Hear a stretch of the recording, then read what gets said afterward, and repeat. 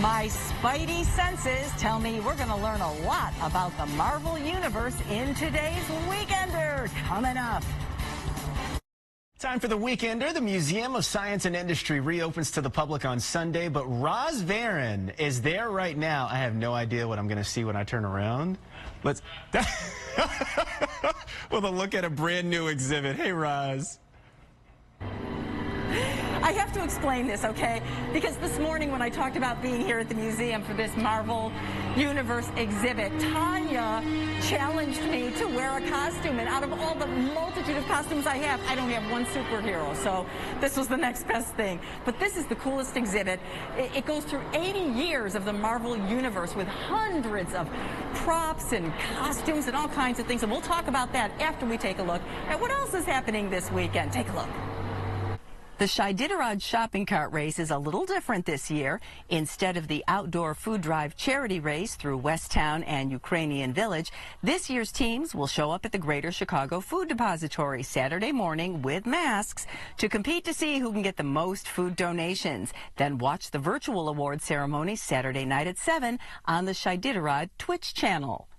The Chicago Polar Plunge to benefit Special Olympics Chicago is virtual this year. Instead of plunging into the frigid waters at North Avenue Beach, teams have been sending in creative videos. There will be a virtual meltdown party Sunday evening where a lot of those videos will be shown. March means maple syrup. And if you'd like to learn more about how it's made, come out to Thatcher Woods Sunday afternoon. The maple tree tapping event is free, but you have to register in advance by calling the Trailside Museum. Masks are mandatory. And on the virtual film beat, the JCC Chicago Jewish Film Festival begins this weekend with 6 Minutes to Midnight, starring Dame Judi Dench. 6 films will be presented over 6 weekends, along with live discussion sessions. Purchase tickets on the JCC Chicago website. Okay, so the museum reopens to the public on Sunday, but today and tomorrow are members' previews day, so that's why we see people walking around here at this exhibit. But I want to introduce you to Jeff Bonomo with special exhibits here at the Museum of Science and Industry to tell us more about Marvel Universe. Oh my gosh. Yes, welcome, Roz. We are here with 300 props, costumes, and artifacts from the wonderful Marvel Universe we all know and love.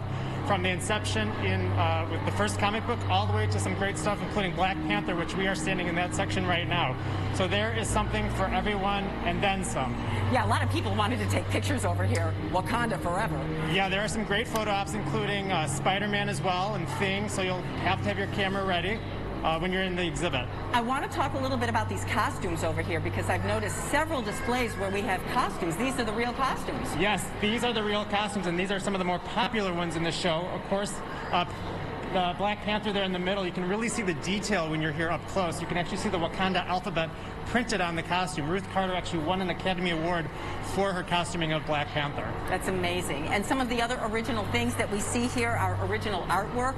It's all over the walls. Very interesting. Yeah, you can really immerse yourself and appreciate the detail that goes into each comic strip and see it on a kind of the larger scale before it gets shrunk down to the actual production piece.